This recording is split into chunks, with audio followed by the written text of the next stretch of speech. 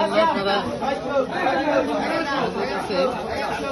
আজকের stock update দিচ্ছে আপনাদেরকে। আমাদের আজকে পেয়ে যাচ্ছেন হলো গুজিয়ায়, একদম তাজা গুজিয়ায়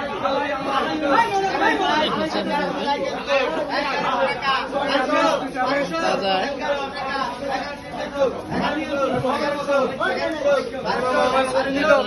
দেখবেন তাজা রুই মাছ আর এখানে মিক্সিং ডালা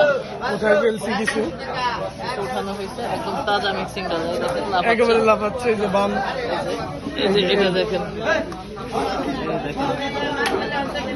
তাজা বেলে মাছ, বামটা তাজা, সবই তাজা মাছ।